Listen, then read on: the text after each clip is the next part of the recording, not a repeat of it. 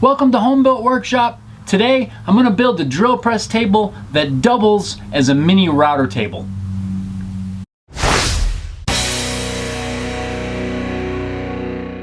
First I want to say welcome back to Home Built Workshop. I'm Jeff. Thank you to those of you that are returning subscribers. If you're new to the channel, this is the first video you've caught or something like that, make sure you click the subscribe button down below if you like what you see. That way you don't miss any future episodes. Let's get started with this week's project. There's been a lot of times when I find that I need a router table for just a really quick job. Sometimes I end up just clamping the router in a clamp and clamping it down to my work table. And that kind of gets you by, but is it really that safe and secure? Probably not. If you're careful, you can make it work, but it's probably not the best choice as far as safety goes. I've been wanting to build a new drill press table for a while. Not something really big and elaborate, just something kind of simple, just a little bit bigger than the one that I currently have, but I also thought that this might be a perfect opportunity to work in a little palm router. I picked up one of these Bosch Colt little trim routers. I'm going to use this to mount in the table. I think it's small and compact enough, and I think it'll work fine. I don't intend to do any large routing projects on here, just something I can use, maybe a flush cutting bit or a round over bit or something like that for light work. The router will be secured into the table and it'll keep my fingers safe out of the way, and I think it'll be really handy. To build the base of the table, I'm going to use this plywood. This is like a 12 ply plywood. I've got no idea what kind of wood it really is, but I like the fact that it's 12 plies and I think it'll be pretty rugged. This came on the top of a pallet. It was used to protect the top of some shipping items of some sort, and I think it'll work really good. Since it's kind of large, using a straight edge and my circular saw, I'll break it down into a piece that's a little bit more manageable. I found some scraps of white oak that I'm going to rip down to use to trim out the plywood. Then I'll use a machinist square to make sure my miter gauge is perfectly square to the blade. Once I'm square, I'll set my blade to 45 degrees.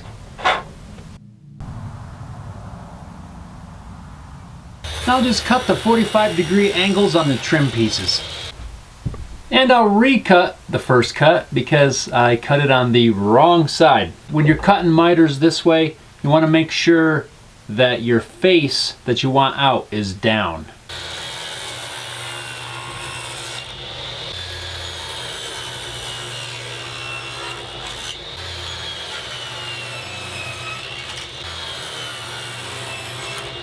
And now I'll cut those trim pieces down to their final length. Now just using some wood glue, I'm going to glue those trim pieces on.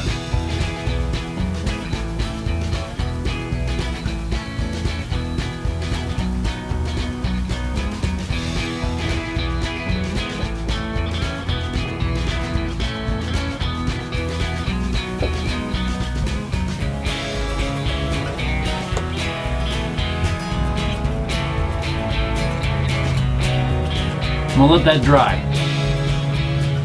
Once the glue's dry, I'll sand it down. I'm starting out with a nice flat sanding beam with some 120 grit. This is just to make sure that it's nice and flat.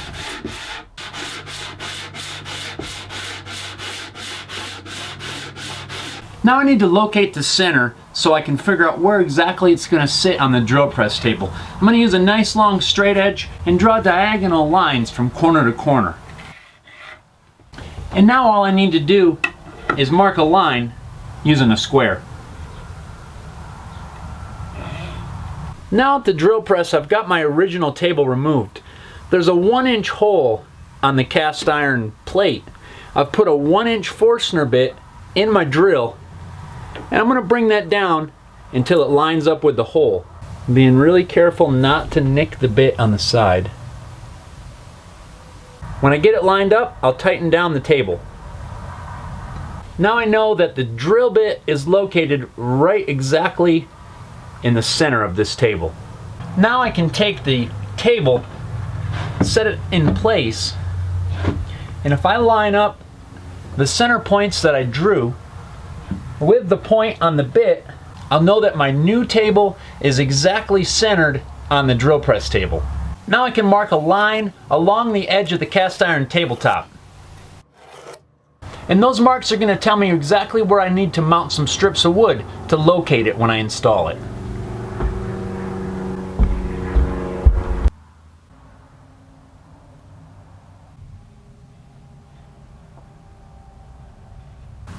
I use a heavy steel plate as a clamp. And now with a little bit of layout, some transferring, some lines, and some measuring, I'll make my marks where I need to mount the router. So now I've got some marks that indicate where the support is underneath, and I've also marked out a center point where I'm going to drill the hole for the router. Now I've put the smallest router bit that I have, which is an 1/8 inch straight cutting bit in my router. I'm going to line up that bit with my center point, and then I'll be able to mark out the holes for the mounting base.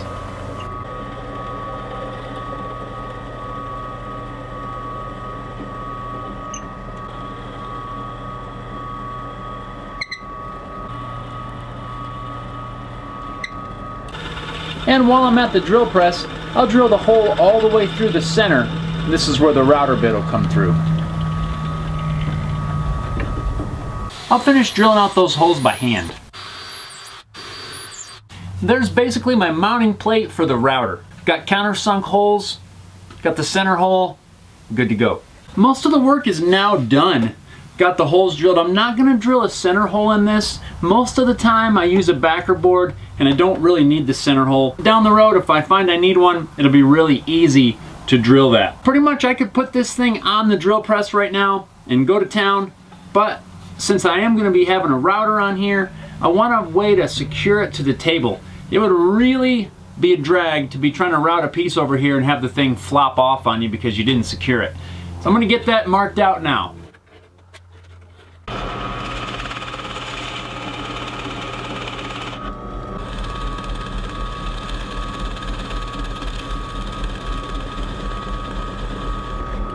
Now I need to secure these inserts.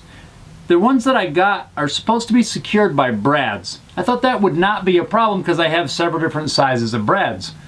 But these need a large head.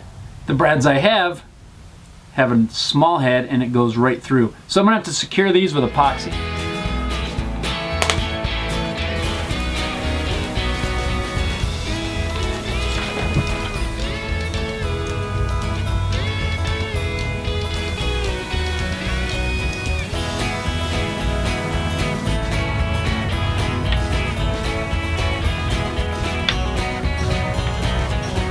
The last thing I'm going to do on this is I'm going to install a couple of short pieces of T-track that run from the front to back. So right now I'm lining up a piece of aluminum that I'm going to use as a straight edge to guide my router.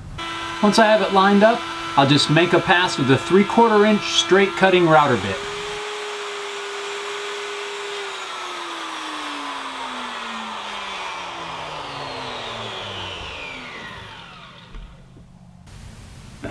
I didn't keep enough pressure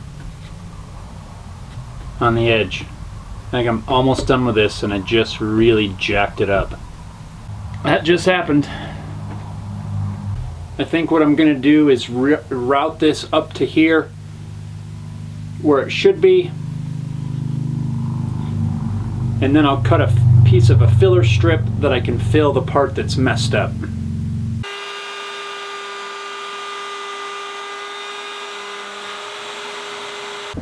Now since the hole's tapered, I'm going to add a spacer to move the router bit over to square up the side I messed up.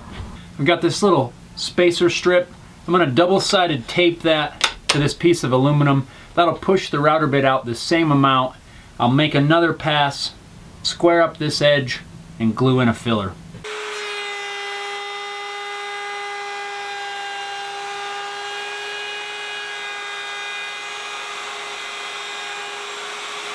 I'm going to use a piece of this same plywood. The grains go in the same direction. Hopefully I can get it to fit in there pretty well.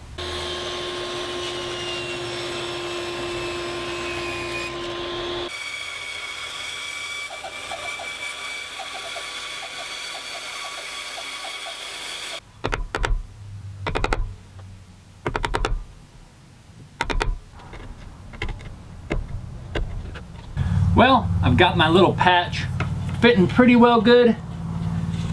Just gonna glue that in there. Man, I'm discouraged that I did that. But mistakes happen. Unfortunately, this was at almost the end of the project. That's okay. I'm gonna be able to fix it up. Might be a little bit visible. I'm not gonna worry about it. I'm not gonna let that stop me. Sometimes you just gotta stop, take a couple of deep breaths, think out how you can fix or repair your mistake or whatever goes wrong. Usually if you think about it enough, it's really not that bad. You might be super upset at the moment and just want to throw the thing out the door. Take a deep breath, look at it again, look at it from a different angle. Usually you can figure it out. Now I'll use a flush trim saw to trim off the excess length. Then I'll scrape some of the glue squeeze out away, and I'll sand it down with my random orbit sander. Turns out that the veneer on this is super thin. I probably could have gotten this patch just a little bit lower and had a little better result. I ended up sanding through the veneer on pretty much the whole patch, so it is quite noticeable, but again, I'm not going to worry about it.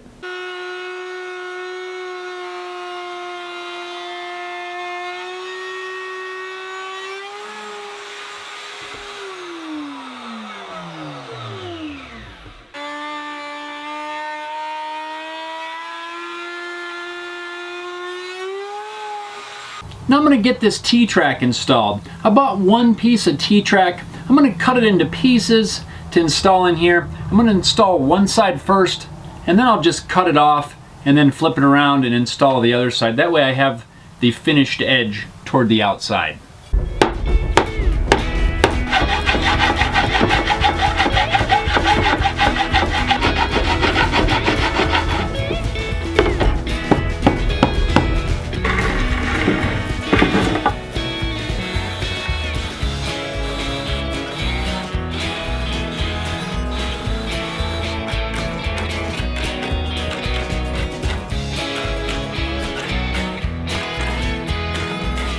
That's about all there is to it. The last thing I'm going to do is apply some paste wax, and this is not really so much to give it a fine finish or anything like that, just to add a little bit of protection to the wood and also help things slide around as I'm working on the table.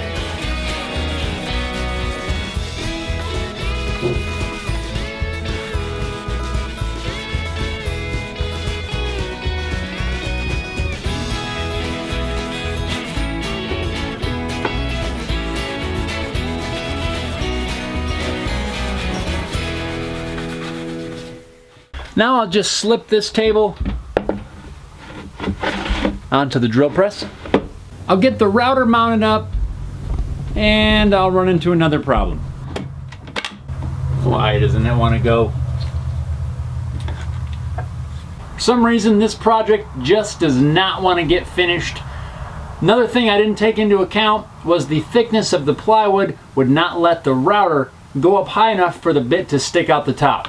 Just an oversight on my part, so I need to remove the table and use my regular router with a straight cutting bit just to freehand mortise out a recess so that the router can sit a little bit closer to the top.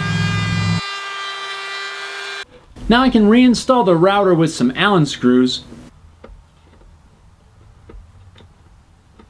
I'll reattach the table to the drill press using some bolts. And I'll install this fence made from a piece of 80/20 rail. And now the bit is able to come back up through the top and reach my workpiece. If I'm working on a project and I need a quick round over, all I need to do is come over to the table, flip it on,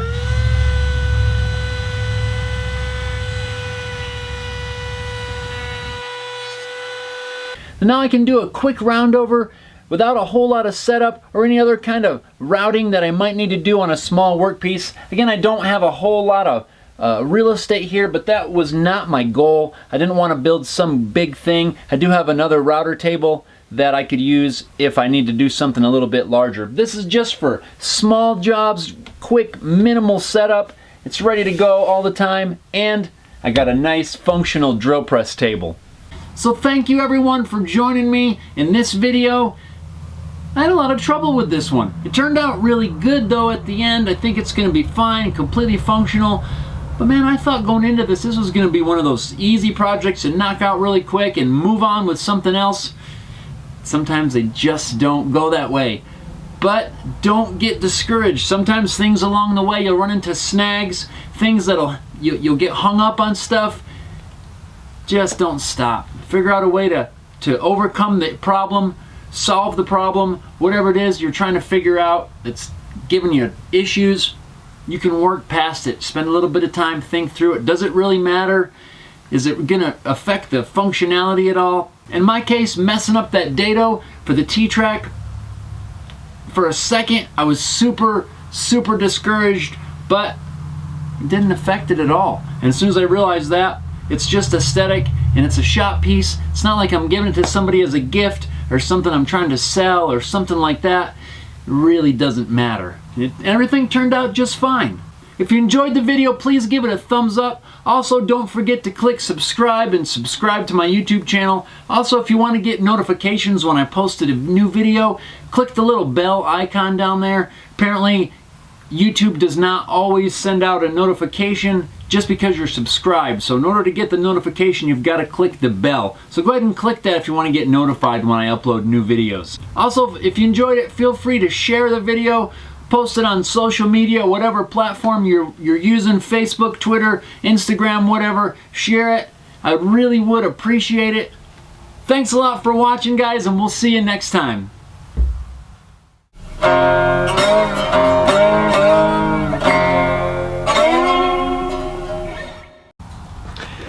I picked up one of these DeWalt, is it yellow? It's not yellow. It's not a DeWalt. I'm a mess with glue. And somehow I managed to cut myself in the process and bleed all over the boards. Yeah. Why do I never have the right hardware? That never happens to you, does it? You get ready to do something, you think you got everything on hand, and your brat ends up not having a big enough head. Yeah. Or the bolt you thought you had is not the size you actually have. Or who knows?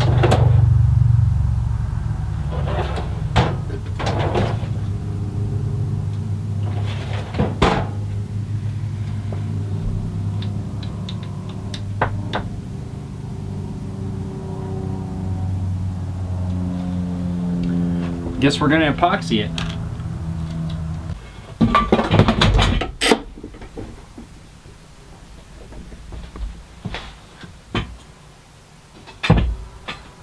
And I'll knock a bunch of stuff over in the process. Doesn't it just make you nuts when you think you got the thing recording and all you have is the little screen on the camera that's like way over there, and you look at it and it kind of looks like it's going, but somehow it's not, and then you have to redo a take. Here we go. Let's not ruin the whole thing even more than we already have. And I don't want to do any kind of fancy finish and hide up that wonderful mistake I made, right?